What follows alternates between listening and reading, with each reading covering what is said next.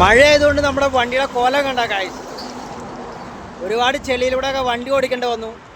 പിന്നെ അതുപോലെ തന്നെ പുതിയൊരു വിശേഷം ഉണ്ടായിട്ടുണ്ട് കണ്ടോ, നമ്മളെ വണ്ടിയുടെ കുറച്ച് ഡീസൽ ആരോ കുത്തി തുറന്ന് എടുത്തുണ്ടായി കാഴ്ച.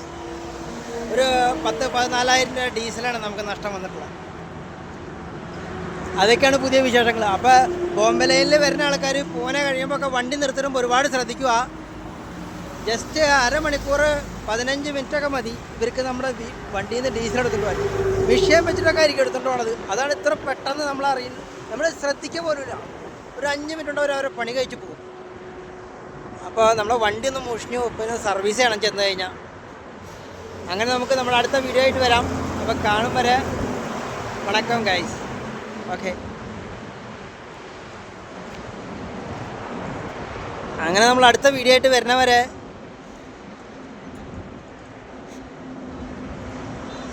Okay guys. ഇതൊക്കെയാണ് നമ്മുടെ പുതിയ വീഡിയോയുടെ വിശേഷങ്ങൾ. അപ്പോൾ നമ്മുടെ വീഡിയോ ഇഷ്ടപ്പെട്ട് കഴിഞ്ഞാൽ സബ്സ്ക്രൈബ് ചെയ്യാൻ മറക്കരുത്. അതുപോലെ തന്നെ ലൈക്ക് അടിക്കുക. Okay guys.